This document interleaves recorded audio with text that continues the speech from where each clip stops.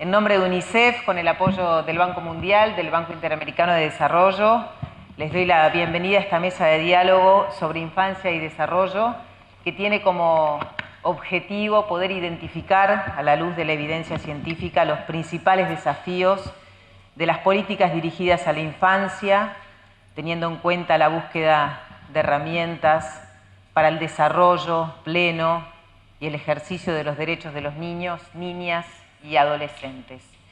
Agradecemos a las autoridades que se han acercado esta mañana y queremos compartir con ustedes una carta del presidente Mujica, que no pudo compartir esta mañana por problemas de agenda.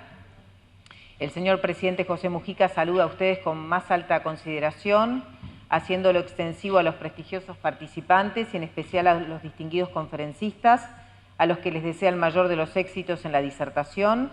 Anhela que la misma ilustre a los concurrentes, cumpliendo con los objetivos trazados de crear un espacio de reflexión donde lo expuesto permita incorporar conocimientos que contribuyan a la toma de decisiones en un tema de gran importancia para el desarrollo de la sociedad, como lo es la infancia y la creación de oportunidades. Destaca la promoción de ámbitos de debate de donde surjan políticas claras y efectivas para dar respuesta a las necesidades de nuestro pueblo, en especial en una franja etaria en cuyos logros se deposita el porvenir de nuestros ciudadanos, dice la carta del presidente Mujica. Y ahora sí, para abrir la mesa de diálogo, vamos a invitar en primer lugar a hacer uso de la palabra al representante de UNICEF en nuestro país, Paolo Mefalopoulos. Bienvenido. Gracias. En nombre de UNICEF deseo darle a todos y todas la bienvenida a esta mesa de diálogo sobre infancia y desarrollo, que está organizada con el apoyo del Banco Mundial y el Banco Interamericano de Desarrollo. Quiero agradecer además muy especialmente la presencia en sala de autoridades de gobierno, representantes de los partidos políticos, representantes de organizaciones empresariales, de la sociedad civil y colegas de la Agencia de las Naciones Unidas y representantes del cuerpo diplomático. Es un placer compartir esta apertura con el señor Juan José Tacone, representante del BID en Uruguay, y con el señor Diego Ambas, en representación del Banco Mundial, y el director regional de UNICEF para América Latina y el Caribe, Ben Assen, que ayer por la noche casi no lograba aterrizar, pero está aquí.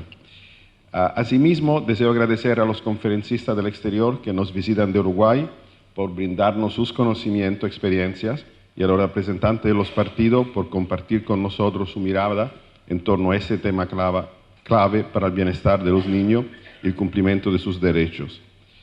Quiero subrayar la relevancia que este encuentro tiene para la oficina de UNICEF en Uruguay. En las últimas décadas, la investigación en distintas disciplinas científicas, como la neurociencia, la psicología, la economía, ciencias sociales, ha mostrado con claridad que el cuidado y la estimulación de los niños en los primeros años de vida y el acompañamiento de los adolescentes resultan clave para asegurar su pleno desarrollo. Desde años, UNICEF Uruguay viene apoyando los esfuerzos que realizan las instituciones del Estado y la sociedad civil por el desarrollo integral de los niños y de los adolescentes. Diseñar e implementar políticas públicas innovadoras y de calidad es una de las condiciones para potenciar al máximo posible la capacidad de los niños y para brindarle oportunidades a lo largo de toda su vida. En este sentido, el compromiso del Estado, de la sociedad civil y el sector privado y claramente de la propia familia es clave. Y con este evento queremos reafirmar el compromiso de UNICEF y de todos los actores en torno a la infancia y la adolescencia como condición para el desarrollo integral de la sociedad. Nuestra intención es continuar en 2015 facilitando espacios de diálogo que brinden información y conocimientos a los tomadores de decisiones y que ayuden a todos los actores a lograr acuerdos sustentables en torno a estrategias que ayuden a garantizar los derechos del niño. Porque la inversión en la niñez significa invertir no solo en el presente, sino y especialmente en el futuro. Muchas gracias.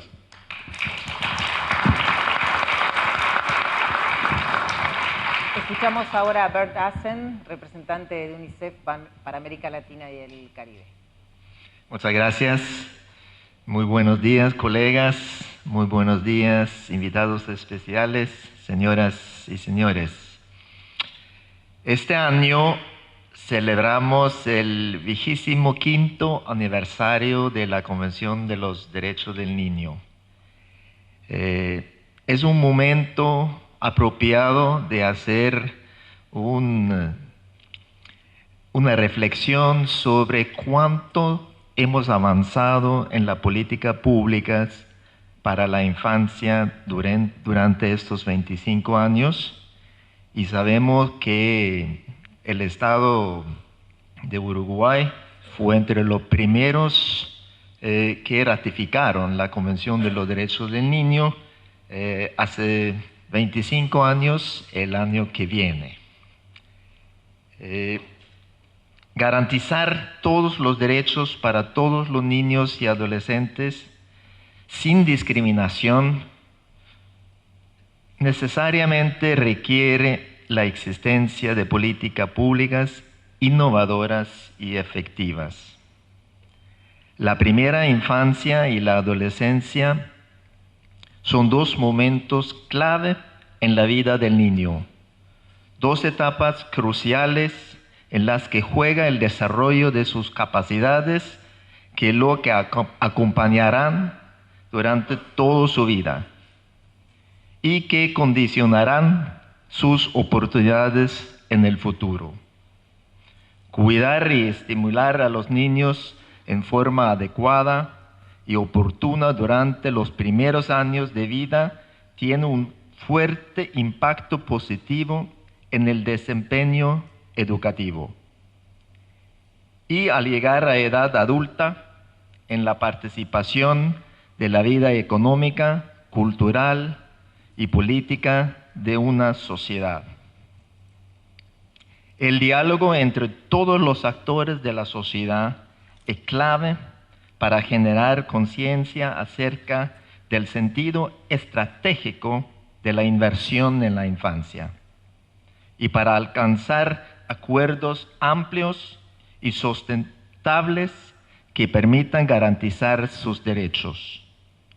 En nombre de UNICEF, agradecemos su presencia el día de hoy, agradecemos su participación en este diálogo y realmente espero ver que el trabajo que se ha hecho en favor de la infancia de primera edad y los adolescentes de Uruguay podría continuar y reforzarse los próximos años. Muchísimas gracias a todos ustedes.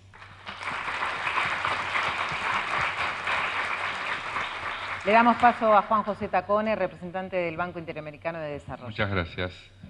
Amigas y amigos, primero quería agradecer a UNICEF la posibilidad de acompañarlos junto a nuestros colegas del Banco Mundial en este evento. Un evento que trata un tema que es central en nuestra región de América Latina y el Caribe y no deja de serlo en Uruguay, porque es un tema que presenta características muy especiales. Características muy especiales que no permiten que las políticas públicas a veces den respuesta a nivel de estandarización de respuestas. Acá hay especificidades que se muestran en el territorio, en los distintos países de la región, que hace que tengamos dentro de un mismo país índices parecidos a los países más pobres y otros índices parecidos a los países más ricos. Y esta diversificación es un gran desafío para la política pública. Un desafío que no solo pone presión en el diseño de la política pública, sino también pone presión en la respuesta fiscal que tiene que tener esa política pública. Por eso, este es un tema central, porque como bien se dijo recién, es el comienzo de todo, es lo que marca al ser humano por el resto de su vida, y una buena atención a esta edad es fundamental en los distintos ámbitos, tanto en el educativo, en el alimenticio y otros. Simplemente para finalizar, resaltar nuevamente el compromiso de nuestra institución con este tema. Es un tema que venimos trabajando muy a fondo en muchos países. En Centroamérica se está trabajando con una iniciativa que es la Iniciativa Salud Mesoamérica 2015, con algunas entidades del sector privado para promover el alcance de determinados índices de rendimiento y mejoramiento, particularmente en el tema de nutrición, que es un tema centralmente difícil en esa región. Y en el Cono Sur estamos trabajando con los distintos gobiernos, tratando de seguir esa tónica que mencionaba antes, tratar de no dar respuestas estandarizadas en materia de política pública y tener respuestas apropiadas para las diferentes situaciones que se nos presentan en el territorio. Así que bueno, me parece muy oportuno. Vamos a tener 2 paneles de expertos que nos van a expresar sus ideas y todos los días en este tema se aprende algo nuevo porque la realidad es cambiante y el diseño de políticas también tiene que ser flexible.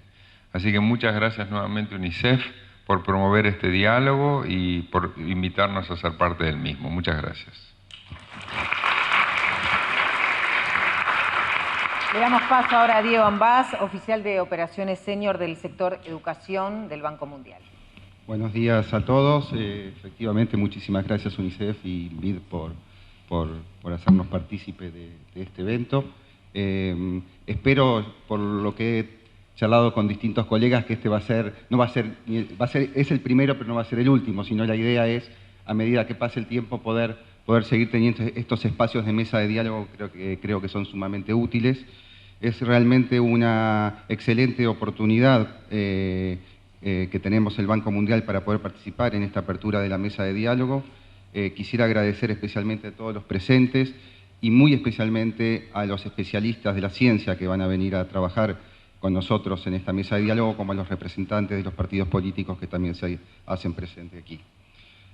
Como ustedes saben, para el Banco Mundial esto es muy importante porque nosotros somos conscientes de los logros y de los avances que en los últimos años se está teniendo en Uruguay en materia de primera infancia y de educación. Nosotros hemos estado acompañando este proceso, pero también somos conscientes de las obligaciones y los desafíos a futuros. Ojalá que podamos pensar en dar un salto de calidad en materia de repensar el etos educativo desde la perspectiva de una formación integral del ser humano, donde el intelecto y el afecto se puedan potenciar. Finalmente quisiera decir 2 cosas muy breves. Una, rescatar el valor de propiciar los avances científicos y la implicación en la realidad social. Poder unir esas 2 cosas, poder trabajar en esos temas, creo que es sumamente útil. Lo otro que me gustaría quizás poder presenciar en estas horas que vamos a trabajar juntos es este tema de poder entender con mayor profundidad de qué estamos hablando cuando hablamos de habilidades cognitivas y no cognitivas. ¿Qué significa eso en cada uno de los tramos de edad, ya sea en primera infancia o en la adolescencia? Me parece que entender eso con mayor profundidad y tener a los especialistas de la ciencia que nos puedan dar más luz sobre este tema y ayudar a poder repensar y diseñar políticas de Estado en materia de primera infancia y educación, creo que es sumamente útil. Bueno, finalmente deseo mucha suerte al evento y gracias a todos por participar.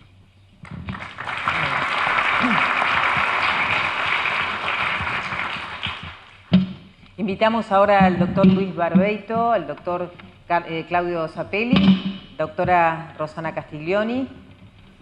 Les contamos que Luis Barbeito es doctor en Medicina de la Universidad de la República, con estudios de posgrado en neurofarmacología realizados en College de France. Fue profesor en el Instituto de Investigaciones Biológicas Clemente Estable del Ministerio de Cultura y presidente de su consejo directivo durante 2 periodos. En la actualidad es director ejecutivo del Instituto Pasteur de Montevideo. Ha realizado numerosas publicaciones en revistas científicas de primer nivel y 2 patentes internacionales. Recibió varios reconocimientos a nivel nacional e internacional, como el premio Claude Bernard de la Asociación Franco-Uruguaya de Medicina, el premio internacional Fulbright en Ciencia y Tecnología, el premio Leloir del gobierno argentino. Luis es el primero que va a hablar entonces en esta mesa de infancia y desarrollo. Muy bien. Adelante. Buenos días a todos. Quiero agradecer la invitación a UNICEF y a las otras entidades organizantes. En primer lugar, quiero pedir perdón, porque mi exposición va a ser extremadamente reduccionista. Y en lugar de referirme a un individuo entero, me voy a referir a 1,5 kilos de masa encefálica que tenemos en la cabeza. Y eso es algo prácticamente vergonzoso. Pero creo que puede contribuir a que ustedes, que son en su mayoría cientistas sociales, decisores políticos, puedan comprender de qué se trata cuando tratamos del neurodesarrollo. Se tardaron 40 años en establecer una causalidad entre el cigarrillo y el cáncer. Y una vez que eso fue aceptado científicamente, los decisores políticos pudieron tomar medidas adecuadas para mitigar el impacto. El conocimiento científico se vuelve entonces una política para proteger a los ciudadanos y mejorar la salud. En el terreno del neurodesarrollo ocurre lo mismo. Estamos en la mitad de esa transición entre entender lo que está pasando, por ejemplo, en una infancia desfavorable, y las secuelas orgánicas que pueden ser asimilables a un cáncer o pueden ser asimilables a cualquier otra enfermedad crónica que van a quedar después de ese momento desfavorable. Y esa es la contribución que yo voy a intentar hacer en estos minutos que me corresponden.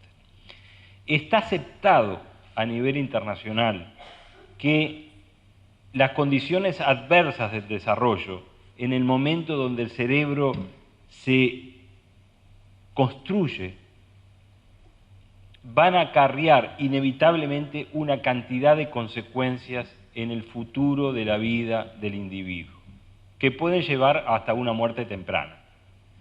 Y la historia comienza desde el desarrollo intrauterino, pocas semanas después de la concepción, que empieza a formarse el sistema nervioso, y luego sigue por momentos muy claves en la infancia, en la primera infancia en particular, en el resto de la infancia, y termina sobre los 20 años, cuando el cerebro hace su último ciclo en el neurodesarrollo y se reprograma por influencia de las hormonas sexuales para generar individuos independientes y adaptados a la vida reproductiva.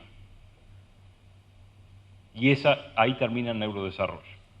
Quizás en los próximos años se extienda unos años más, pero por ahora vamos a dejarlo.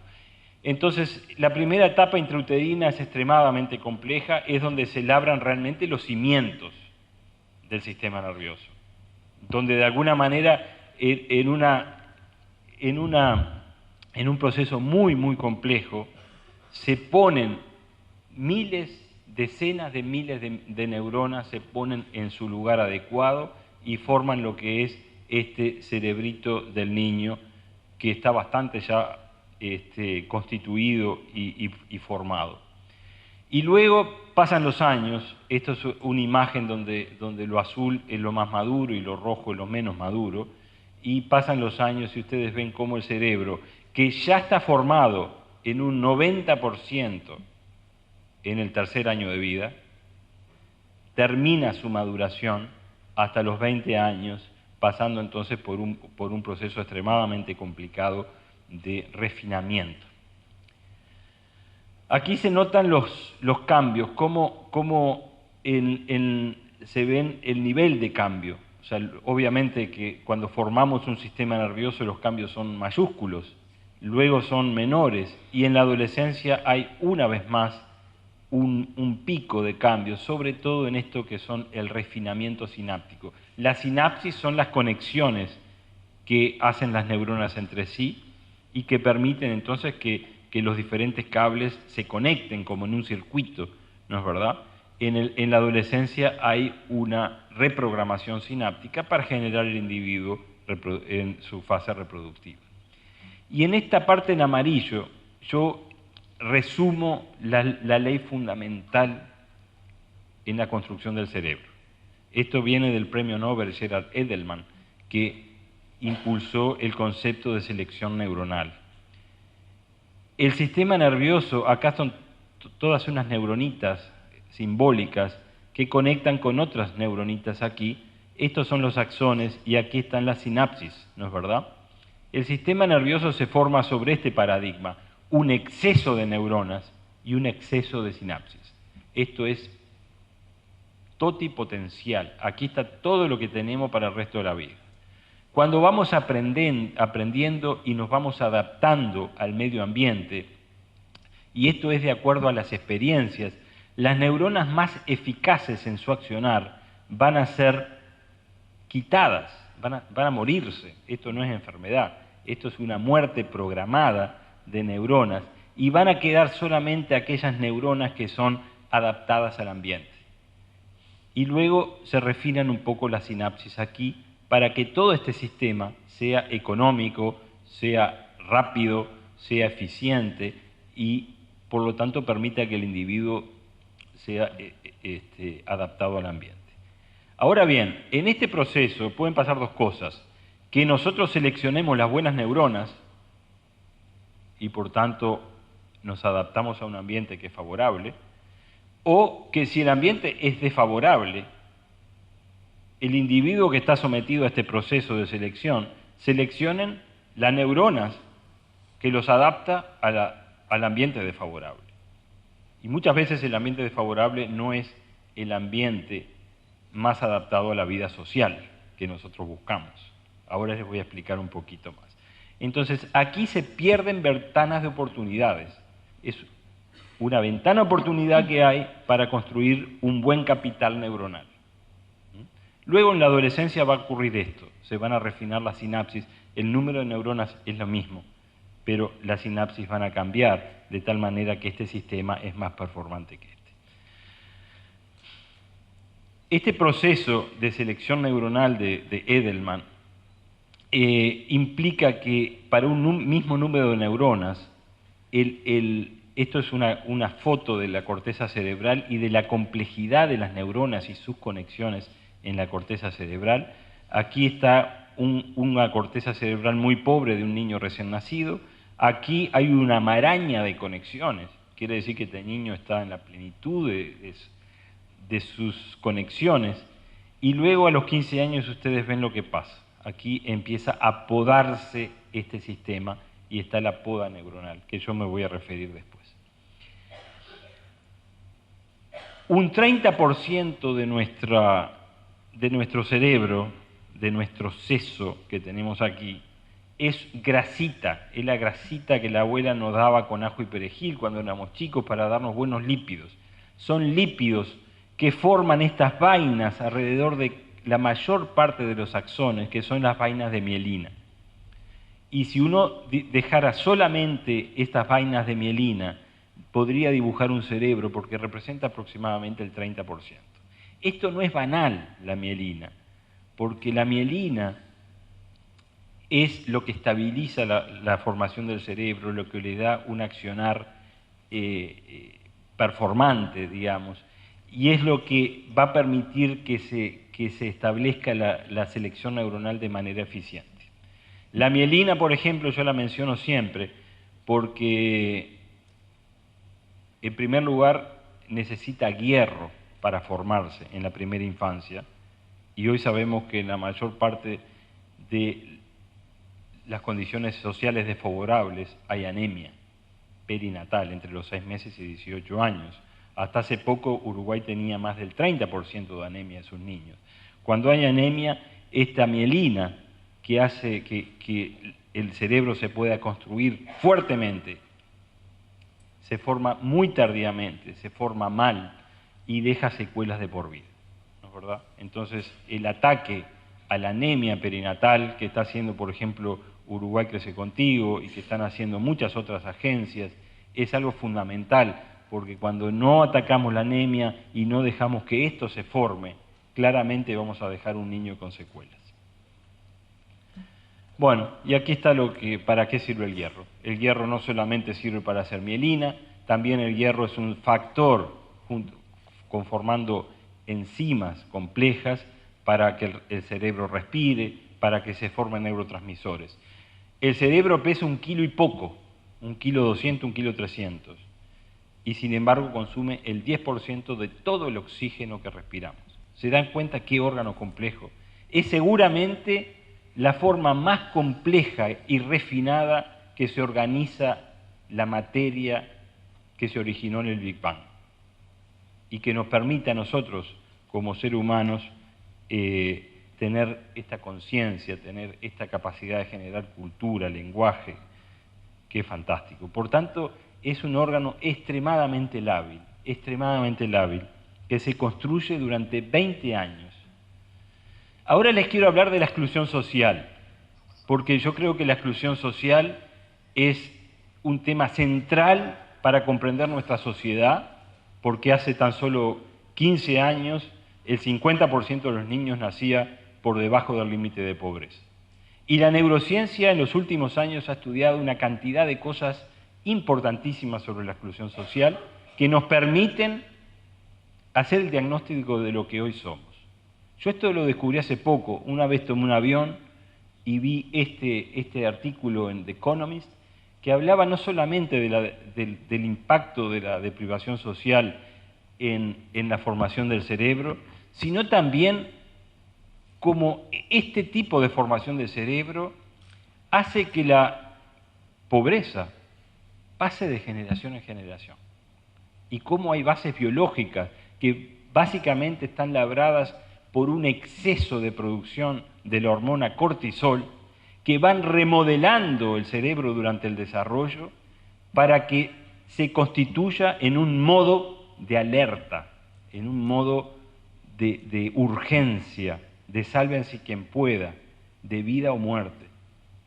Esto es espectacular. Aquí yo menciono un gran artículo de revisión publicado en la revista Nature, en donde Michael Meany y Marta Fara hacen este tipo de conclusiones. Uno, el desarrollo del sistema nervioso ocurre en un contexto social económico, por lo tanto se modela con este contexto social económico. Por lo tanto, este contexto influencia el desarrollo y la forma y la potencialidad del cerebro como órgano, y entonces los sistemas más afectados y vulnerables son los subyacentes al lenguaje y funciones ejecutivas. Las funciones ejecutivas quiere decir lóbulo frontal, quiere decir una cantidad de cosas que son comportamientos sociales. Bueno, y aquí está uno de los esquemas que usa esta revisión, cómo el estado socioeconómico actuando a nivel de diferentes cosas, incluyendo el maternaje, la nutrición, la exposición a tóxicos, la exposición a virus, a la estimulación, ¿no es verdad?, del ambiente, va a impactar en el desarrollo, va a impactar en las capacidades cognitivas, en las posibilidades de alcanzar una educación acabada y también en la vulnerabilidad a la enfermedad mental, que yo me voy a referir ahora. O sea, esto es extremadamente importante. Y además de esto, y esto se lo agregué yo, este mismo modelaje cerebral también impacta hasta en el metabolismo de la gente, en las preferencias alimentarias, en las conductas defensivas, en las conductas reproductivas, en el embarazo adolescente. Está todo esto labrado en las conexiones cerebrales y en las diferentes partes del cerebro que se desarrollan. Aquí hay otros artículos importantes. Aquí hay otro artículo publicado en la prestigiosa revista de la Academia de Ciencias de Estados Unidos, donde muestra cómo la pobreza infantil está asociada a un estrés crónico, a un aumento de la hormona cortisol y a alteraciones de la memoria del trabajo. Yo podría agregar que hay muchas más alteraciones para abajo. Este es un cerebro de un niño normal. En rojo están las áreas activas, las áreas sanas de la corteza cerebral. Este es un cerebro de un niño sometido a abuso, ¿no es verdad?, a un niño que está sometido a maltrato. También podría ser un niño que está en una situación de violencia familiar o de desnutrición, ¿no es verdad? Ustedes ven que hay áreas enteras del cerebro que están hipoactivas, sobre todo a nivel parietal y frontal, ¿no? Y miren ustedes, aquí está, esta es una encuesta que se hizo en Estados Unidos, aquí están los niveles de abuso, ¿no es verdad?, de maltrato, de 0 a 6, y ustedes ven cómo cuando hay maltrato aumentan la vulnerabilidad a todo tipo de problemas. Problemas de adicción, como como el tabaquismo, la necesidad de tomar medicamentos psicofármacos, el alcoholismo, ¿no es verdad?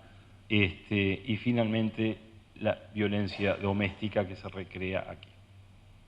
O sea que las personas que sufrieron abuso tuvieron un cerebro que cambió, que se formó en un modo de alerta, y luego, cuando pasan los años, tenemos esto. Esas mismas personas van a tener todos este tipo de vulnerabilidades. ¿Mm? Bueno, y aquí está cómo funciona el estrés.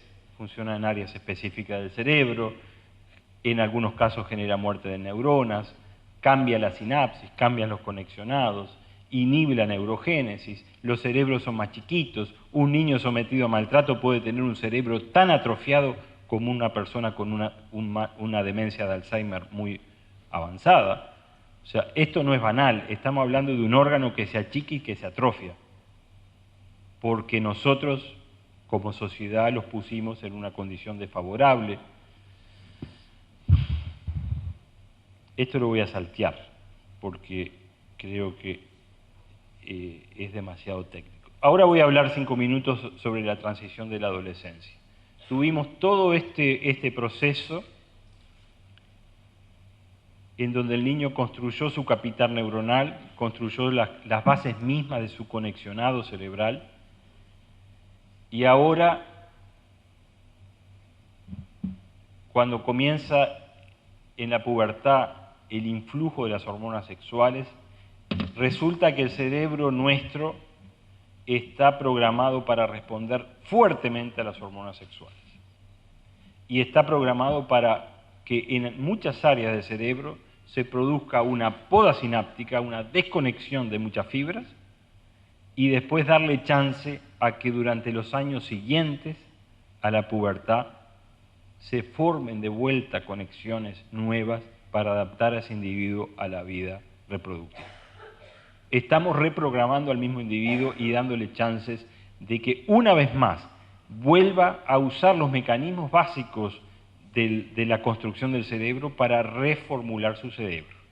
Y una vez más, esta reformulación puede ser buena si lo ponemos en un contexto favorable, o puede ser problemática si lo ponemos en un contexto desfavorable.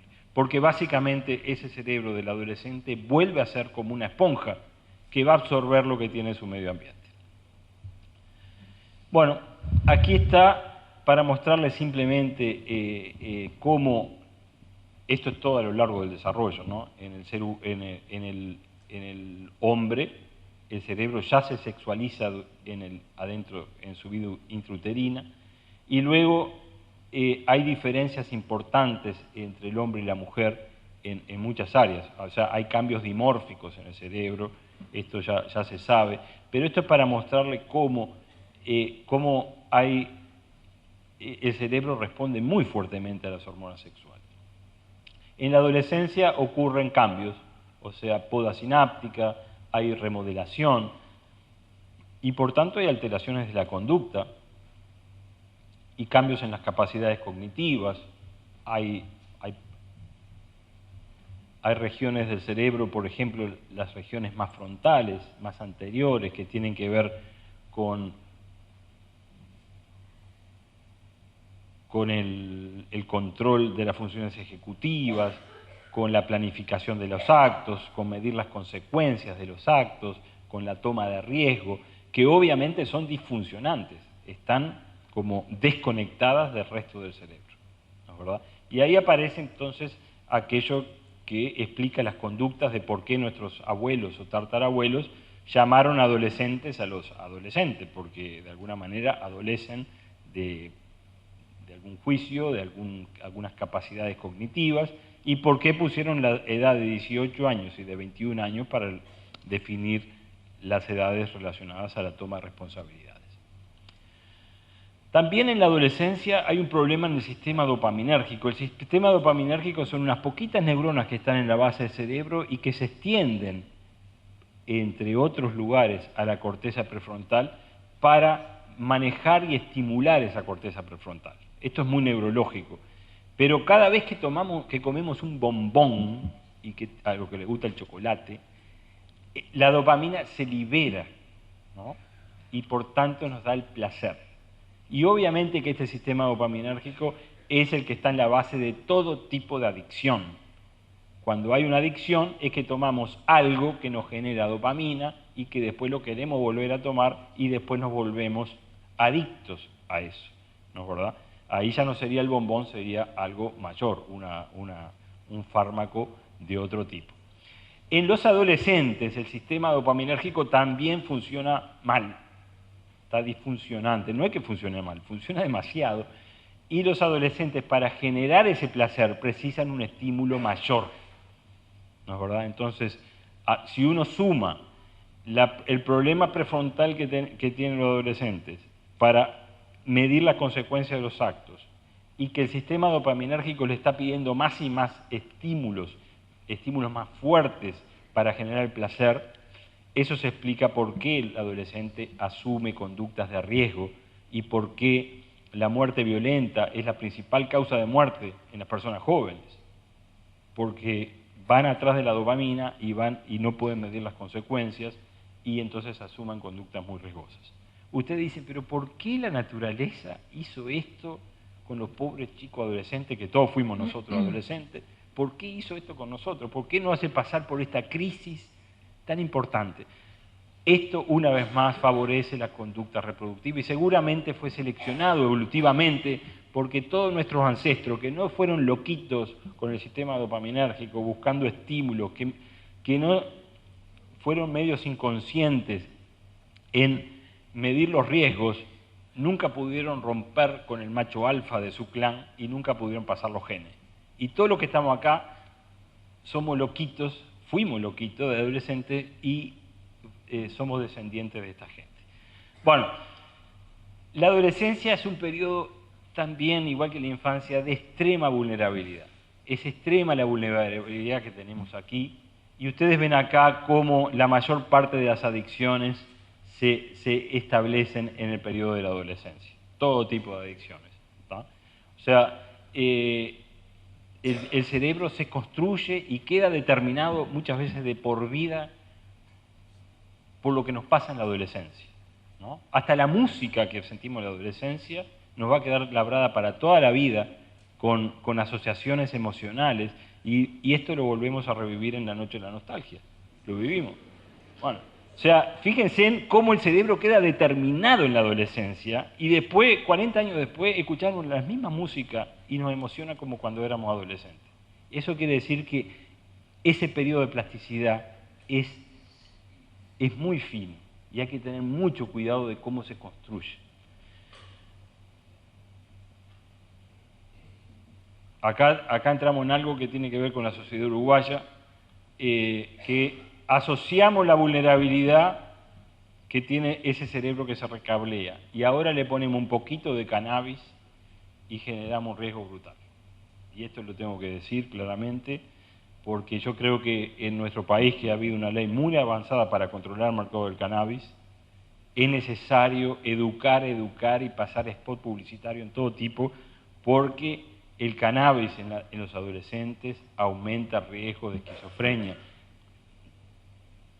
Una dosis importante de marihuana genera una micropsicosis, ¿no? Y el cerebro tiene que trabajar enormemente para volverse a recuperar de esa micropsicosis. Y cuando eso ocurre todos los días y por mucho tiempo, aumenta hasta por 6 veces el riesgo de esquizofrenia. Y el riesgo de esquizofrenia, la esquizofrenia hoy es el 1% de la población. Si pasamos a 5% de la población, estamos sonados. Bueno, y entonces acá está cómo en la adolescencia también se dispara y se gatilla la esquizofrenia. Esto independientemente del cannabis. Se dispara la esquizofrenia. En ese recableado que tiene que ser el cerebro, muchas veces falla y muchas veces se gatilla un proceso degenerativo que años después aparece con los síntomas de la esquizofrenia. Pero claramente hay una asociación muy importante, muy poco estudiada por la neurociencia, que está cómo se gatilla la esquizofrenia en la remodelación sináptica de la adolescencia. Por fin, y para concluir mi presentación, En la adolescencia, que es el segundo entonces periodo crítico del neurodesarrollo, aparecen cambios comportamentales, hormonales, neuroquímicos, conductas de riesgo, problema de comportamiento, el efecto del grupo. Los adolescentes en un test neurocognitivo, cuando están solos, son mejores que nadie, y cuando se ponen 3 amiguitos al costado, son horribles, se equivocan en todo. ¿Me entienden? Porque son vulnerables al efecto del grupo. El problema metabólico, reproductivo, las adicciones, las enfermedades psiquiátricas. Vaya si tendremos que cuidar este periodo de la vida, porque ahí se nos juega el segundo partido. Y una reflexión final que quiero hacer es que la primera infancia y la adolescencia no son fotografías aisladas, sino que son tomas de una misma película que empieza en el día 0 y termina 20 años después, y que son indisociables. Una adolescencia sana y buena, y porque la adolescencia en definitiva hay que vivirla como esto, como una experiencia fantástica de la vida, que le hace un bien a la sociedad increíble porque la refresca y la relanza a visiones nuevas. Pero una adolescencia sana, por más que sea problemática, sana, proviene de un desarrollo temprano sano. Y cuando el niño viene mal cimentado, viene con problemas desfavorables de su primera infancia, cuando llega a la adolescencia puede ser cualquier cosa, es algo impredecible. Entonces creo que esto es indisociable. Creo que la visión que tuvo UNICEF en formar esta visión de los dos problemas del neurodesarrollo en las dos oportunidades ha sido fantástica, porque tenemos que ver la película en su conjunto y no fotografías aisladas. Muchas gracias.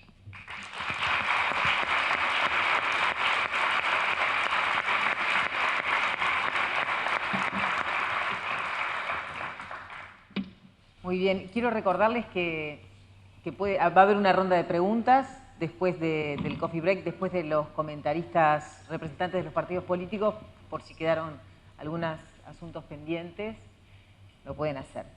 Seguimos adelante ahora con Claudio Zappelli. Él es economista de la Universidad de la República Oriental del Uruguay, Master of Arts and PhD en Economía de la Universidad de Chicago, profesor titular en la Pontificia Universidad Católica de Chile. Actualmente es director del Instituto de Economía de dicha universidad. En el pasado se ha desempeñado como profesional en el Banco Mundial, en el Banco Central y en Ceres. Adelante. Bueno, muchas gracias. Permiso.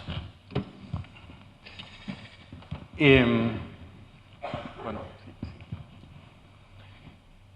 Quiero partir por agradecerle a los organizadores la invitación.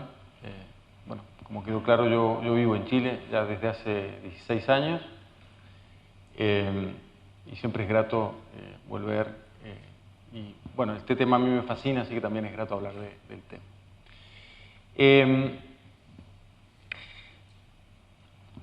Muy interesante la charla anterior y de hecho es como, de alguna manera, creo que nos levanta el centro a los dos.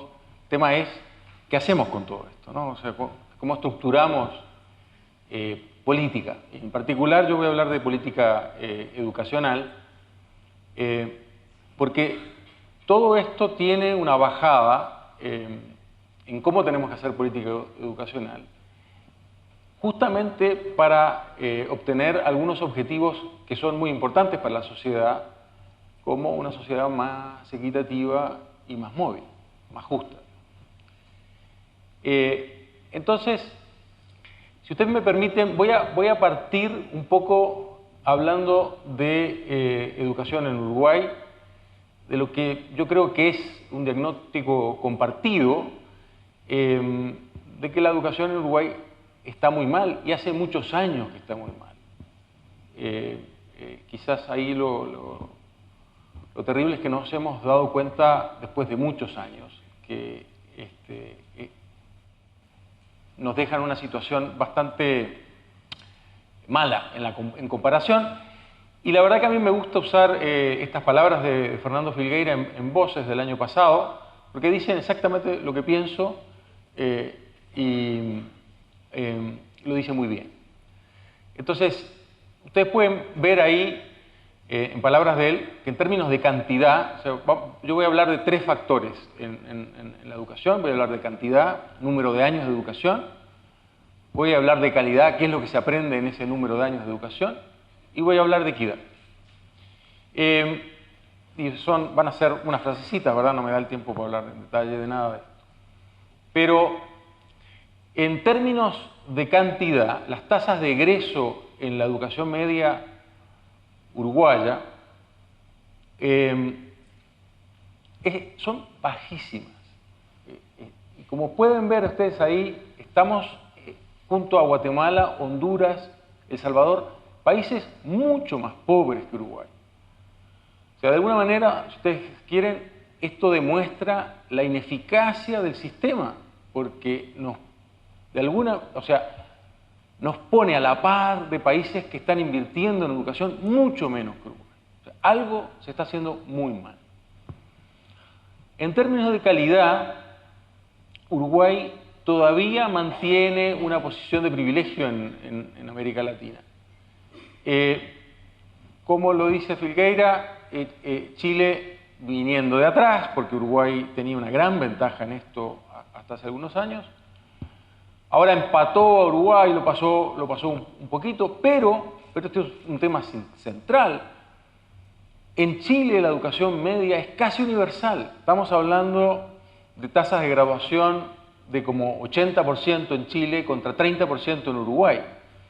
Entonces, el nivel es parecido, pero la población que está siendo educada es mucho más grande en Chile que en Uruguay. Y uno podría pensar que en Uruguay estamos educando solamente a una élite, si ustedes quieren, y por lo tanto el desafío de traer a los que están fuera y después alcanzar el mismo nivel con toda esa gente es enorme.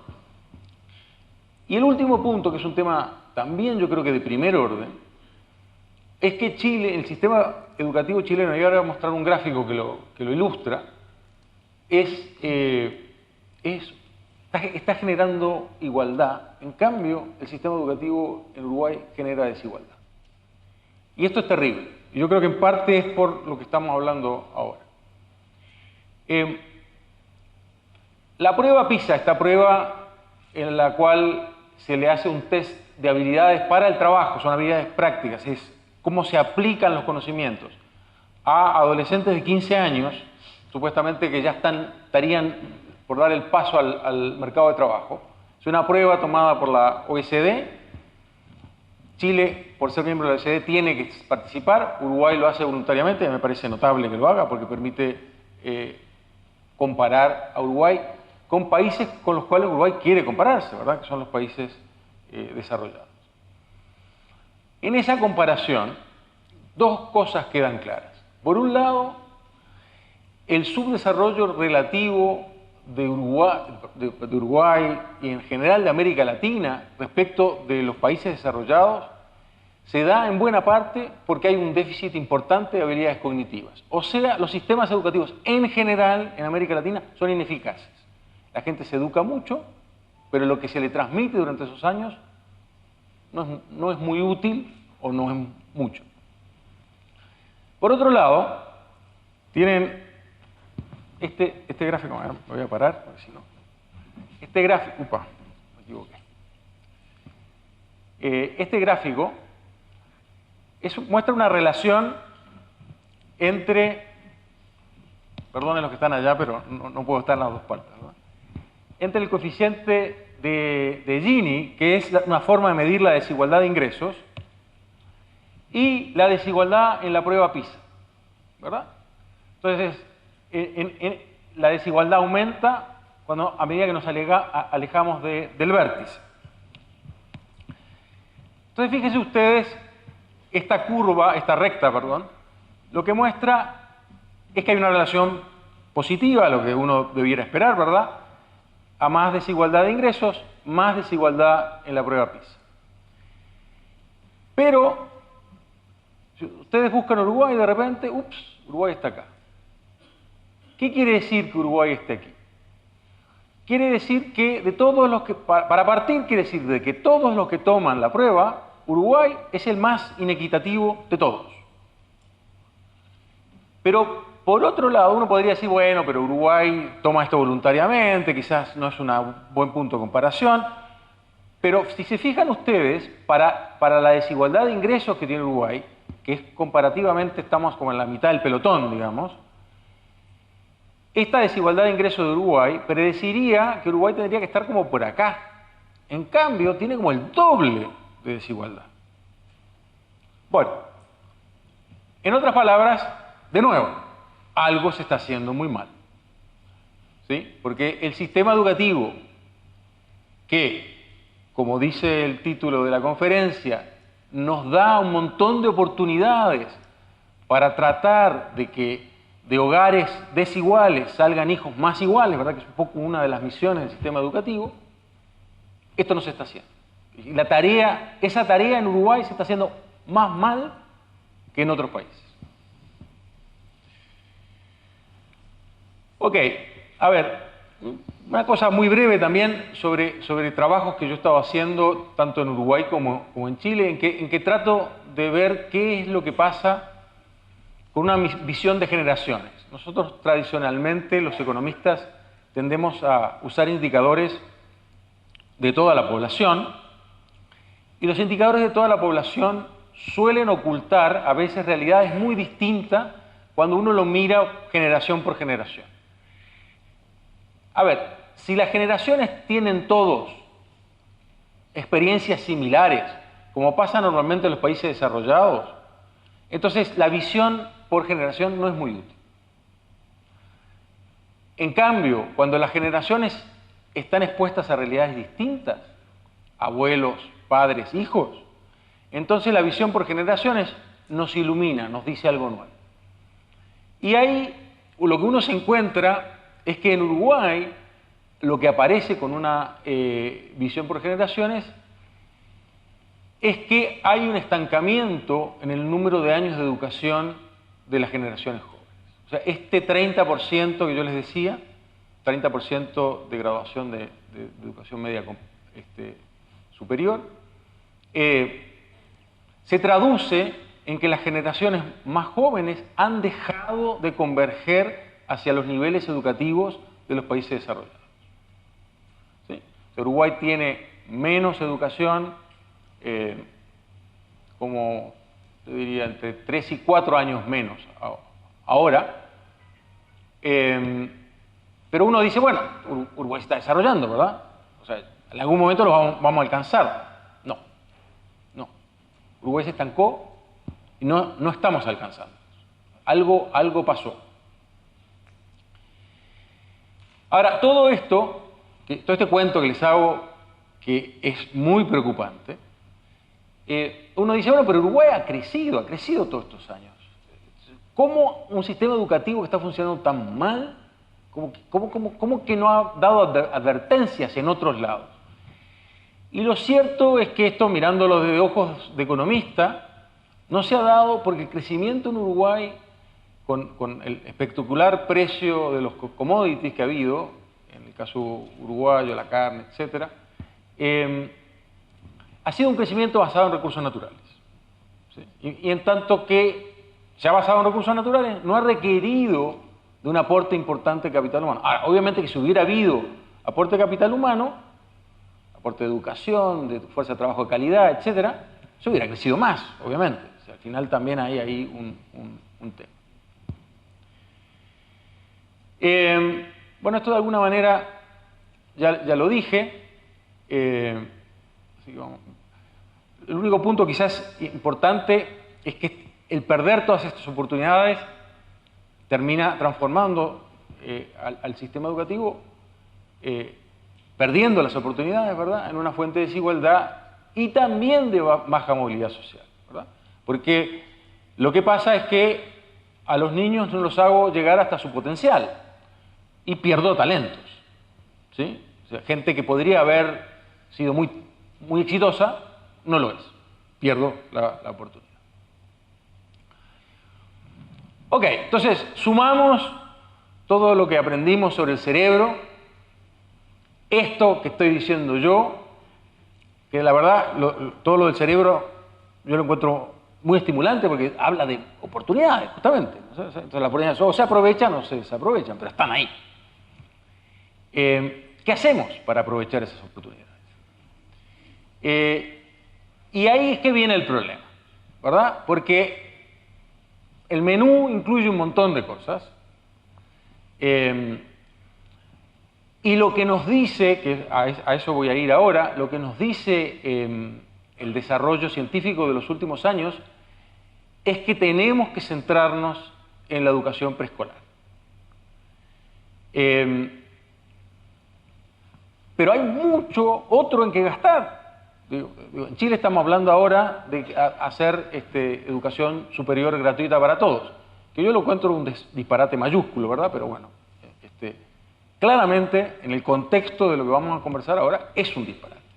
¿Sí? Es un disparate porque, como decimos los economistas, el costo de oportunidad de esa plata, lo muy bien aprovechado que podría ser eso, estimulando a los niños en una edad precoz, da para agarrarse la cabeza. Más bien no sé si hay una explicación política para eso, pues lo dejo para ti. Es como realmente un puzzle, para mí es un puzzle. Ya, pero entonces, yo ahora lo que voy a hacer en los minutos que me quedan es, les voy a decir un poquito cómo es que desde la ciencia económica se mira este tema y después voy a discutir la estrategia específicamente. Y acá me voy a basar en los trabajos de James Heckman, premio Nobel, profesor mío en Chicago, bueno, con un montón de coautores que han trabajado con él. Y el tema central aquí está en estas ventanas de oportunidad que se abren, en qué forma, cuándo se abren y cuándo se cierran, ¿verdad? Porque esto es fundamental. O sea, porque justamente necesito saber dónde poner el énfasis. Y bueno, y ahí es que surge este concepto de que, en realidad, si yo quiero, déjenme demorarme un ratito en esto, supónganse ustedes que yo quiero crear algo llamado una unidad de educación. Supongamos que existe esa cosa, así como un vaso de agua, una unidad de educación, si pudiera conceptualizarlo. Yo quiero crear una. Si yo pienso que yo puedo crear esa unidad en una edad o en otra, y después, supongamos que podemos dividir los tiempos de educación en dos, edad temprana y posterior, y esa unidad la puedo crear tempranamente o después. Da un poco lo mismo, ¿verdad? Ahí no hay conceptualmente una ventana de oportunidad. Todo el periodo, desde los 0 hasta los 18 años, me permite generar esa unidad de educación. Entonces, si yo me demoro, no importa. En cambio, y este es el sentido de urgencia de la forma de conceptualizar lo que escuchamos recién, si la forma de que yo puedo generar una unidad de educación implica que yo tengo que generar una unidad en la edad temprana y otra unidad en la edad posterior, porque esto no es una sumatoria. Yo no sumo 0 más 1 me da 1, o 1 más 0 y me da 1. No, es 1 por 1, 1. Y si tengo un 0, ya sea en la edad temprana o después, es 0 por 1, 0. ¿Sí? Eso es lo que quiere decir que yo pierda la oportunidad, que pierda el tren. El tren salió y lo perdí, ¿verdad? Bueno, esto, que es una manera un poco caricaturesca de poner lo que nos dice la ciencia al respecto, es solo un pelito una caricatura. Porque efectivamente lo que nos dice la ciencia es que si yo no hago una inversión importante de calidad, una intervención, si quieren ustedes, entre los 0 y 8 años, en ese periodo en que el cerebro está en flujo, si no lo hago ahí, pierdo la oportunidad. Y ya la cantidad de habilidades cognitivas que puede desarrollar el niño está acotada. Está acotada porque no intervine a tiempo, porque no hice la intervención de calidad en el momento adecuado, porque perdí la oportunidad. Lo que pasa, si es que pierdo esa oportunidad, ¿verdad?, es que se abre otra ventana, y esa es la segunda ventana, pero ya implica el desarrollo de otras habilidades. Y aquí viene el tema de que, también esto es una forma de conceptualizar algo obviamente mucho más complejo, de la idea de que para el éxito en la vida necesitamos habilidades cognitivas y habilidades no cognitivas. ¿Sí? Las habilidades cognitivas, el saber sumar, leer, física, neurociencia, todo eso. En cambio, las habilidades no cognitivas son socioemocionales, es poder saber aguantar el estrés, ser puntual, poder trabajar en grupo, todas esas cosas son importantes. Esas cosas, la ventana de oportunidad en donde uno debiera concentrarse en esas cosas viene después. ¿Sí? Entonces ahí están, por lo menos yo me siento muy interpretado por el título de la conferencia. Esto de que pierdo la oportunidad tiene que ver con que si yo mido habilidades cognitivas a los 18 años o a los 6, me encuentro que se parecen mucho. La desigualdad aparece temprano y persiste. Aparece temprano porque pierdo la oportunidad y persiste porque después no compenso. ¿Sí? Entonces no actúo a tiempo. Ahora, en esto pasan cosas que importan sin que necesariamente los padres tengan la culpa, porque padres de poco vocabulario le hablan a sus hijos con el vocabulario que tienen. Pero hoy por hoy sabemos que el desarrollo del vocabulario es un estímulo para el cerebro. Y por lo tanto, bueno, ni que hablar que cuando hablamos con los niños, oh, qué niñito, chiquitito, no sé qué, ¿sí? Estamos haciéndole un mal a los niños, porque justamente estamos acotando el vocabulario, pensando que el niño no tiene la capacidad, cuando todo lo contrario, ¿verdad? Entonces, yo le hablo a mi hijo con mi vocabulario, otra persona con su vocabulario. La idea, por supuesto, es que el sistema educativo compense, ¿verdad? O sea, ahí el padre no tiene ninguna culpa, no está haciendo nada mal, hace lo que puede. Entonces ahí viene el tema de que de alguna manera se cristaliza, ¿sí? Esto que le pasa al niño en edades tempranas, sin ir al extremo del abuso, digamos, ¿verdad? Modifica la genética, esto se llama la epigenética,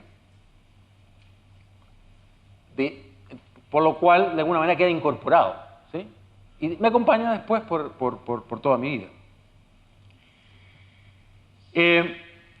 Entonces, yo creo que la estrategia, una vez que uno ve todo esto, queda muy clara, ¿no? O sea, hay que intervenir temprano. Ahora, tiene que ser una intervención de calidad. A una intervención de calidad la tiene que seguir otra intervención de calidad, porque uno por uno, ¿verdad? Tenemos uno acá y uno acá. No nos sirve de nada la intervención temprana si es que no es seguida por otra intervención. O sea, el desafío es complicado. Hay que empezar temprano y después hay que seguir el esfuerzo, ¿verdad? Entonces los economistas lo llamamos, esto es un detalle, ¿no? Es como un modelo Patty Clay del cerebro. Esto es una manera de conceptualizar, ¿no? Yo tengo arcilla primero y después hago un vaso. Después el vaso está hecho, ¿verdad? Y hice lo que pude con la arcilla, ¿verdad? Y después el cerebro como que se cristaliza. Les decía, no solo importan las habilidades cognitivas, importan las habilidades no cognitivas. ¿Cuándo es que puedo intervenir? Ahí la ventana es más amplia y como la estrategia nos dice que tenemos que intervenir temprano para habilidades cognitivas, entonces eso nos deja que la ventana para intervenir fuertemente con habilidades no cognitivas viene después, viene en la adolescencia. ¿Sí? Y de hecho, inclusive para aquellos que de alguna manera perdieron el tren, no se aprovechó la oportunidad inicial, es bueno que entonces ahí se les dé habilidades no cognitivas. Lo que pasa es que normalmente la educación media sigue siendo pura habilidad cognitiva, ¿sí? Y no se pone el centro en estas otras cosas que son fundamentales para tener éxito en la vida. Entonces, acá uno puede mirar el vaso medio lleno o medio vacío, yo creo que esto es un mensaje optimista, ¿verdad? Esto nos dice que no hay un determinismo social, que un buen sistema educativo puede contribuir muchísimo a una sociedad más equitativa y más justa. Esto es una oportunidad, ¿sí? Ahora, desde el punto de vista de un economista, estas son cosas que normalmente no se dan. Los economistas hablamos que la vida está llena de trade-offs, hay que elegir. Y yo les decía, acá hay un tema de elegir en dónde poner el énfasis, pero esta intervención es equitativa, es eficiente, cumple con todo, es el desideratum del economista, ¿verdad? Entonces uno dice, bueno, entonces si es así, ¿por qué no se hace? Volvemos a la oportunidad perdida. Un tema importante tiene que ver con no necesitamos guarderías, necesitamos estimular los cerebros de los niños. Esto no lo hace cualquiera, necesitamos personas que lo sepan hacer. No es fácil. Lamentablemente yo creo que en Chile se ha aprendido algo de esto, pero se han formado un montón de guarderías, a mi juicio. Entonces, no cumplen con este objetivo. Inclusive sabemos que una mala intervención temprana, pues una guardería que funcione mal, puede tener efectos completamente contrarios. Estas cosas es una oportunidad, pero también puede ir para el otro lado.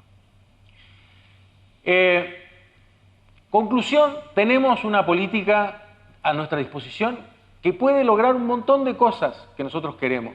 Más productividad, más equidad, más movilidad social.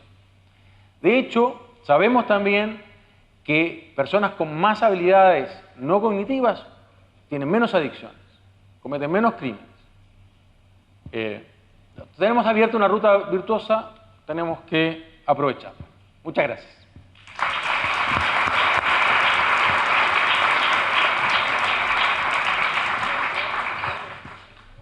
Le damos paso ahora a Rosana Castiglioni.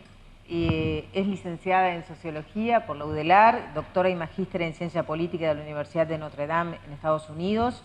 Es directora del doctorado en Ciencia Política y profesora asociada de la Universidad Diego Portales de Chile. Ha sido profesora visitante de la Universidad de Oxford, de la Universidad de Wisconsin, Madison y del Kellogg Institute for International Studies. Sus temas de investigación son la política social comparada y las instituciones políticas. Su libro The Politics of Social Policy Change in Chile and Uruguay, publicado por Routledge en el 2005, fue reeditado en el 2013. Muchas gracias. ¿Se escucha? ¿Sí? Bueno, yo quiero partir agradeciendo a UNICEF por la oportunidad, creo que es una gran actividad. En particular quiero agradecer a Álvaro Arroyo y Gustavo de Armas por la gentil invitación. Y igual que, como decía nuestro primer presentador, yo voy a hacer una foto muy acotada de la realidad. Estos temas son súper complejos, a mí hasta que me da un poco de prurito tratar en 20 minutos, media hora de tratarlos, pero lo que voy a tratar de hacer en estos 20 minutos es persuadirlos y persuadirlas. Y esta persuasión tiene que ver con convencerlos de que los factores político-institucionales también son importantes, son un elemento súper importante a considerar cuando queremos adoptar decisiones en materia de política pública. Las instituciones ofrecen oportunidades, pero también constriñen a los actores. Y yo creo que nada de esto es determinista. Podemos encontrar un espacio a partir del cual ofrecer respuestas a través del diseño de políticas públicas efectivas.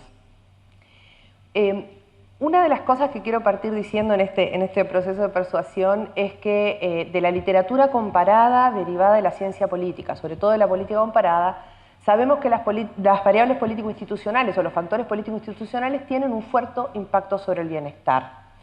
Y con esto, más en particular, quiero decir que las democracias usualmente tienen, o no usualmente, probabilísticamente, digamos, tienen más probabilidades de tener un buen desempeño en materia de desarrollo humano, en materia de bienestar, que las no democracias y los regímenes de carácter mixto, controlando por Producto Bruto per cápita. Y una cosa interesante que nosotros descubrimos hace poco en un trabajo que publiqué en 2009 con David Altman, es que dentro del universo democrático, las buenas democracias tienen incluso un mayor desempeño. Y esto no es banal, porque yo creo que a Uruguay, y yo quiero ver el vaso medio lleno, lo deja en una buena posición para hacerse cargo de los problemas que podemos detectar que tenemos. Y siendo más precisa, cuando digo que las buenas democracias lo hacen mejor que las democracias en general, me refiero a que aquellas democracias en las cuales los derechos civiles y políticos se pueden ejercer plenamente, esas son las democracias que están en mejor posición de promover el desarrollo humano. Nosotros en este artículo, en este trabajo que yo citaba del 2009, tratamos de ver cuál era el impacto del régimen político controlando por ingreso y de las buenas democracias comparadas con los sistemas mixtos y las autocracias o los autoritarismos, en algunas variables que son críticas aparte para la infancia. Una de ellas, mortalidad infantil. También metimos en la coctelera la esperanza de vida al nacer, también vimos el impacto que tenía el régimen político sobre el alfabetismo, y claramente la política importa. La gente en democracia y en buenas democracias vive vidas más largas, mejores, y los niños se mueren menos. Y esto es solamente una tabla de resumen para mostrarles básicamente los datos a los que llegamos. Era acá, creo, sí. Aquí están los autoritarismos, acá los regímenes híbridos. Estos usualmente son regímenes que pueden tener elecciones libres y limpias, pero que tienen limitaciones muy importantes en derechos civiles o políticos. Y aquí están las democracias. Y encontramos que efectivamente las democracias lo hacen mejor, y después, al que esté interesado me puede mandar un mail y yo le mando el artículo. En otra parte del artículo mostramos que efectivamente las democracias de mejor calidad, donde se ejercen los derechos plenamente, tienen incluso un mayor desempeño. Pero, todo tiene un pero, hay en el caso uruguayo una paradoja.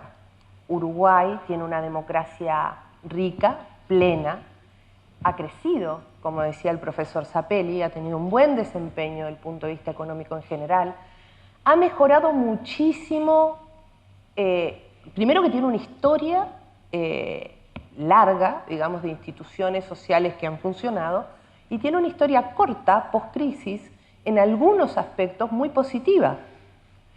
Pero sin embargo, en algunos indicadores puntuales, sobre todo asociados a educación media, a secundaria, y en algunos indicadores asociados a nutrición, encontramos un desempeño muy por debajo de su nivel de desarrollo democrático, de su nivel de desarrollo económico y de su propia historia. Y eso es lo que yo llamo la paradoja del desempeño, ¿no? Esperamos más de Uruguay, queremos ver un desempeño mejor. Y esto es particularmente complicado y los resultados son particularmente adversos para niños, niñas y adolescentes, y sobre todo los niños, niñas y adolescentes más pobres, que son los que parecen ser más postergados. Ay, parece que casi me... Entonces yo creo que en ese ámbito en particular, a pesar de todos los avances, vemos un desempeño preocupante por parte de Uruguay en algunos indicadores que nos ponen en una posición complicada, incluso en el contexto latinoamericano, ni siquiera comparando con la OECD. Cuando comparamos a Uruguay con Uruguay, es decir, con su propia historia, y cuando comparamos a Uruguay con sus pares latinoamericanos, el desempeño es preocupante. Esto hay que tomarlo con pinzas antes que me tiren con un zapallo o con tomates, porque evidentemente esto es de un informe de UNICEF publicado en 2010 con datos recogidos en el periodo post-crisis, entonces hay que tomar todo esto muy entre pinzas, pero eran los datos comparativos más recientes que existían.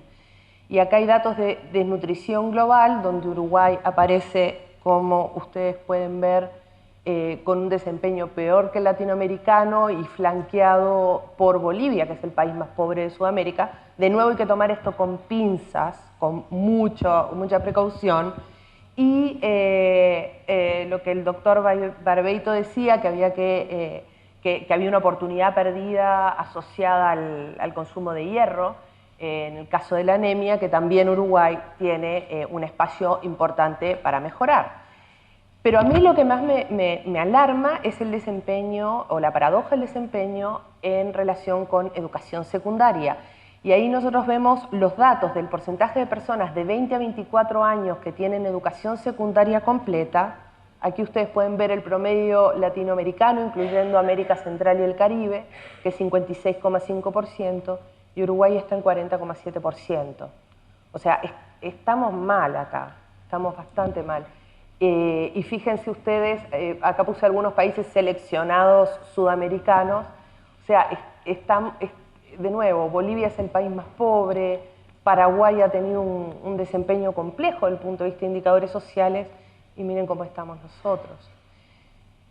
Otro indicador respecto a esta paradoja de desempeño, la asistencia escolar en la población primaria y secundaria, y ustedes ven, en primaria estamos bien, estamos haciendo las cosas bastante bien, pero cuando vemos los datos para secundaria, entre 13 y 19 años, ahí ya vemos cómo Uruguay cae, queda en el promedio latinoamericano. Acá estábamos por encima del promedio latinoamericano y acá caemos. Pero cuando metemos la información, cuando consideramos la información del quintil más pobre, ahí nos caemos, y nos caemos mucho. Caemos por debajo, y esto también es otra forma de ver las inequidades en educación a las que hacía referencia el profesor Zappelli.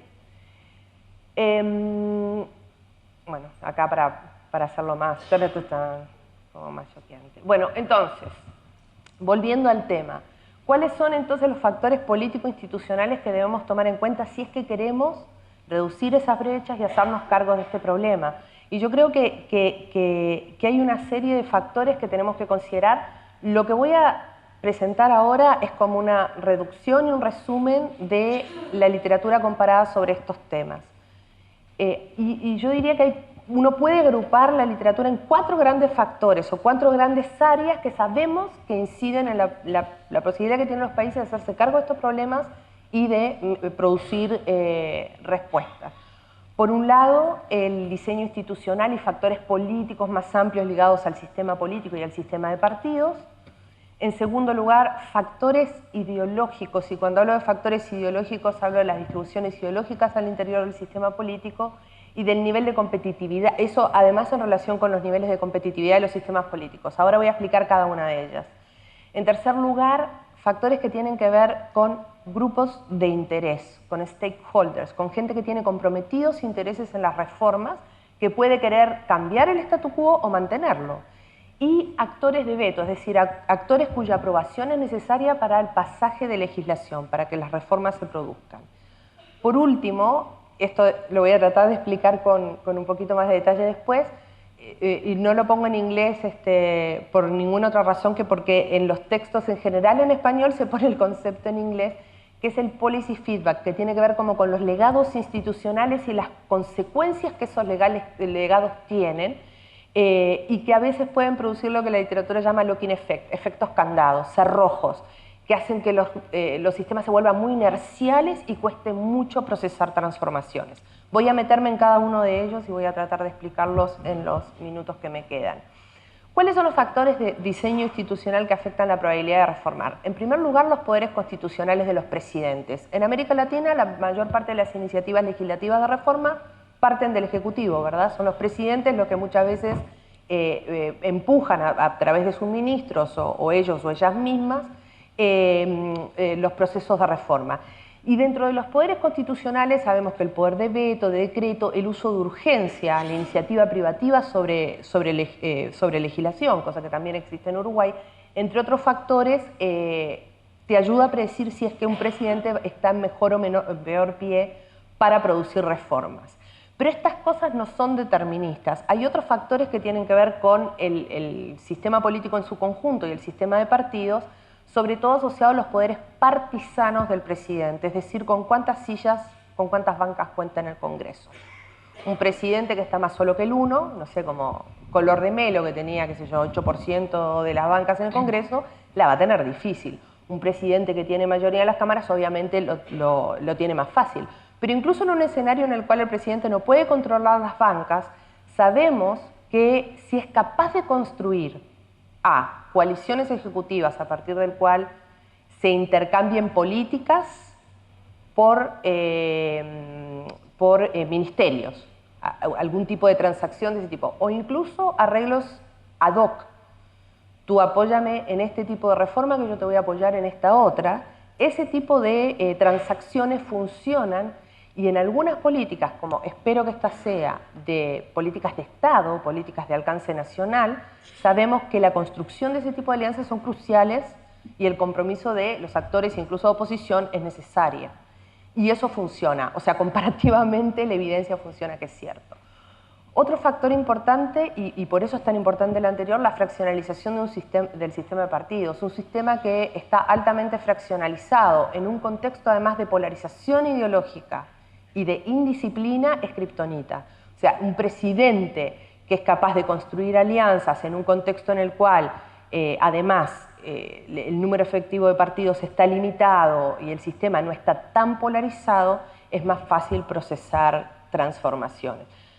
La gente que viene del mundo político todo esto lo sabe, aunque no lo haya demostrado, sabe que es así, obviamente. Y después el escenario se vuelve más complejo a medida que aumentan las unidades de toma de decisiones. La democracia obviamente que es positiva, no estoy diciendo con esto que hay que concentrar completamente el poder en torno a un presidente o un dictador, eso también es nefasto. Pero sí cuando aumentamos el número de actores que pueden participar del proceso de decisiones, eso sabemos que conduce en un grado extremo al inmovilismo. Entonces hay que tener cuidado cuánto abrimos la cancha si queremos negociar procesos de reforma complejos. En segundo lugar, los factores ideológicos importan y son relevantes, y sobre todo en un contexto de competitividad del sistema político. Pero acá hay un debate bastante importante que voy a tratar de resumir. Por un lado sabemos, esto es obvio, las distribuciones ideológicas al interior del sistema político tienen un impacto sobre las políticas sociales y en particular las políticas de educación, las políticas de salud, etc. Uno puede... los factores institucionales te ayudan a entender si es posible o no reformar, pero no te dicen nada respecto al contenido. Si uno quiere predecir el contenido de las políticas que se van a presentar, hay que mirar las distribuciones al interior del sistema político. Y dentro de eso hay toda una literatura que es que produce bastante debate, en realidad, que es la literatura sobre el giro a la izquierda. Hay autores que dicen que la reciente reducción, por ejemplo, significativa de la pobreza en América Latina está asociada a un viraje a la izquierda, porque la izquierda ha favorecido políticas que tienen que ver con favorecer el universalismo básico, adoptar programas de transferencias condicionadas que son súper efectivas para la reducción de la pobreza, y otro tipo de soluciones que aumentan la presencia estatal, que es muy importante para grupos vulnerables y por eso ha sido más efectivo.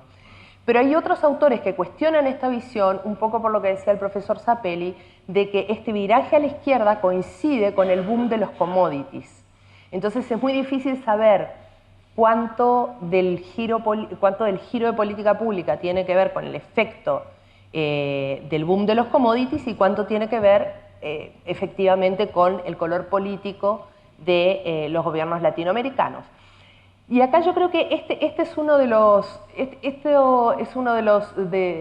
debates así más recientes de los últimos 2 años, que a partir de un libro que además tiene Uruguay como caso y que les recomiendo que lo lean, de Jennifer Preble, que publicó Cambridge el año pasado, donde ella muestra que en los países que más se ha avanzado hacia la protección social y el universalismo, ella analiza salud y educación en particular, son sistemas políticos que se vuelven crecientemente más competitivos. Y esto es interesante porque cuando el sistema político se vuelve más competitivo y, pongamos un ejemplo, la centroizquierda y la centroderecha comienzan a estrechar distancias en un proceso electoral, se comienzan a generar incentivos también para capturar al votante que está en el medio, porque yo al votante que está en los extremos lo tengo conmigo.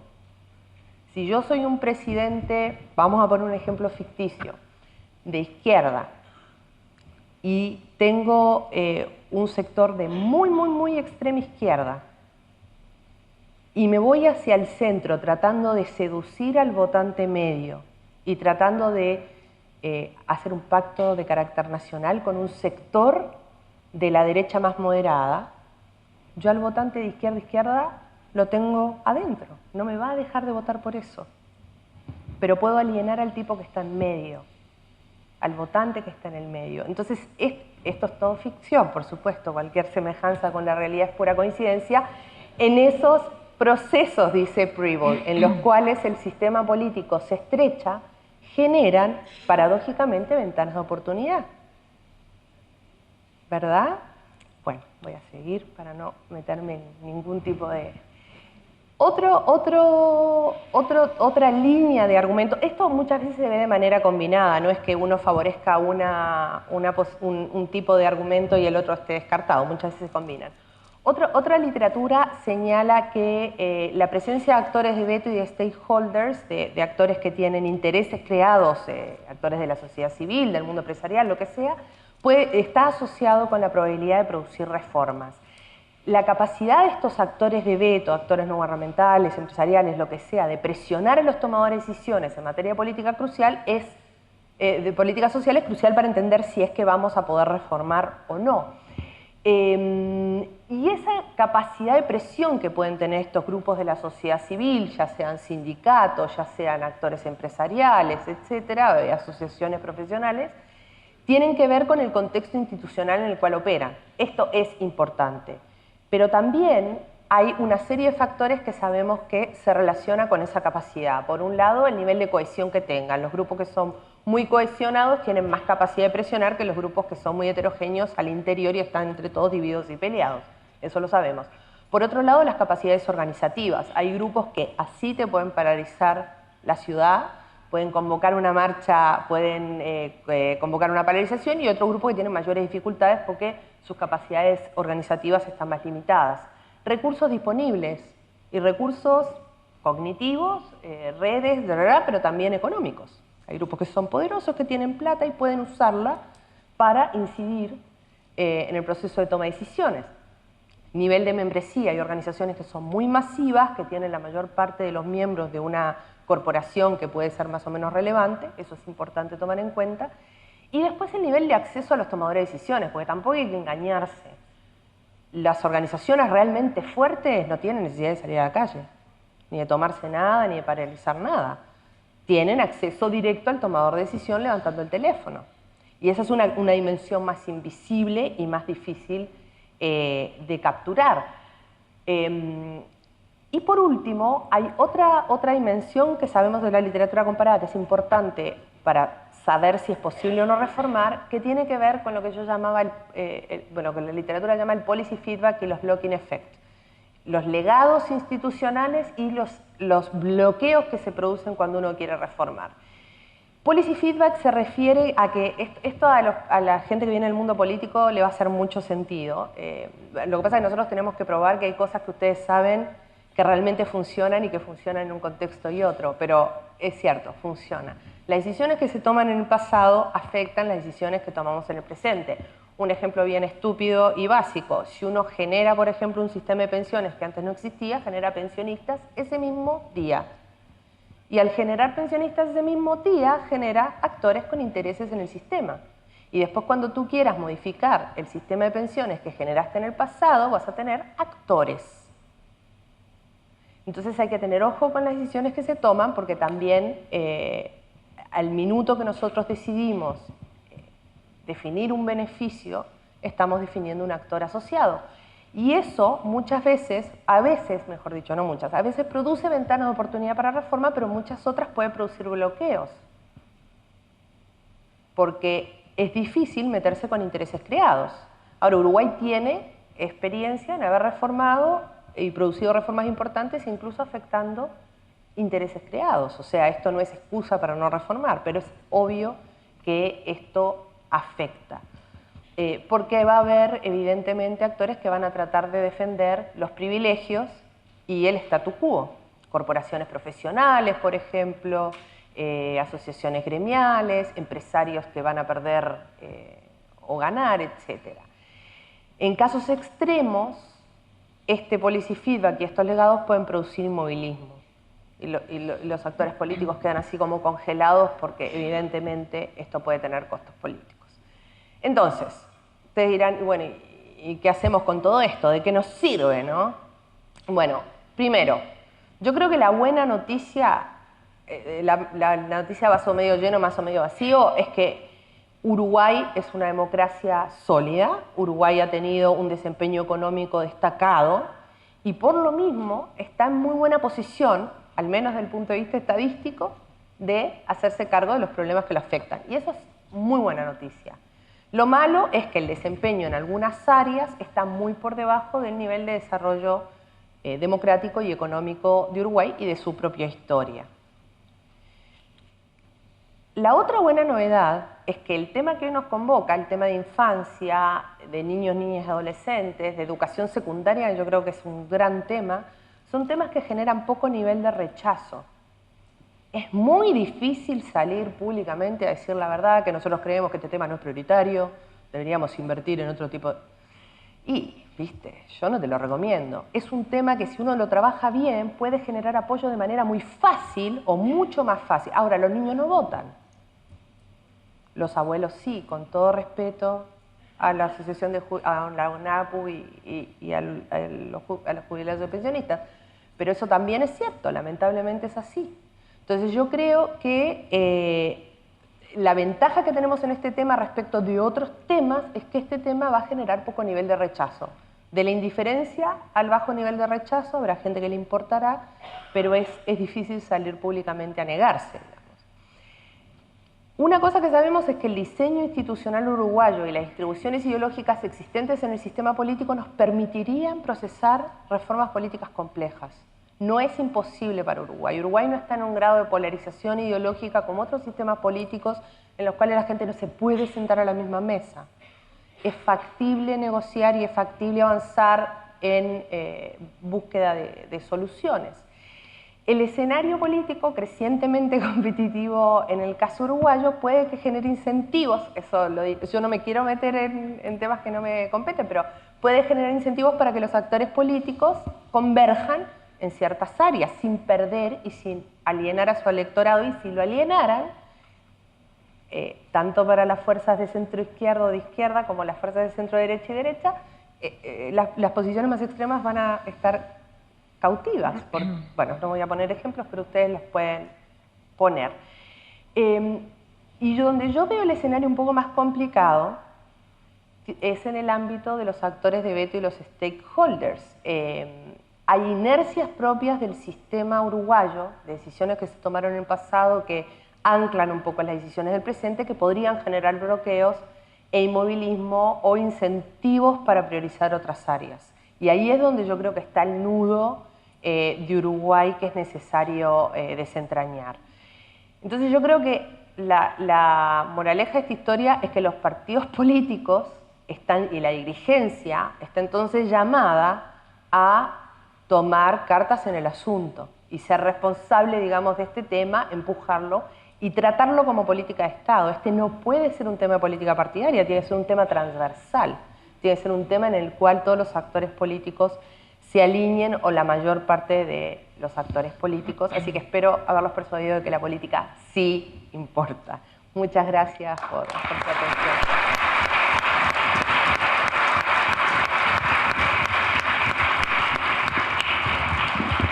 Bueno, hemos compartido de alguna manera 3 argumentos diferentes, neurociencia, economía y política, de alguna manera sobre un asunto que creo que quedó bien claro, sobre las ventanas de oportunidad de desarrollo de niños y adolescentes, algunas cosas que golpeaban un poquito más. En esta pausa seguramente ustedes pueden hacer algunas preguntas o escribirlas para lo que es la vuelta posterior de los comentaristas. Quedan claras varias cosas que tienen que ver con las dificultades de la política para hacer pesar inversiones hacia un lado o hacia el otro. Hablaba de gasto y de inversión también, ¿no? Y cuando tú mencionabas el asunto de los abuelos y de quién tiene el voto, ¿no? Nuestro país tiene la brecha de pobreza más grande de América Latina y una de las primeras en el mundo en cuanto a pobreza infantil y de adultos mayores, que eso también tiene que ver con el gasto y con la inversión. Así que muchas gracias a ustedes tres y en esta pausa, entonces, nos tomamos un café y a la vuelta vienen los comentaristas políticos que van a seguramente tirar algunas ideas sobre esto. Asuntos Públicos, para conocer mejor, para saber más.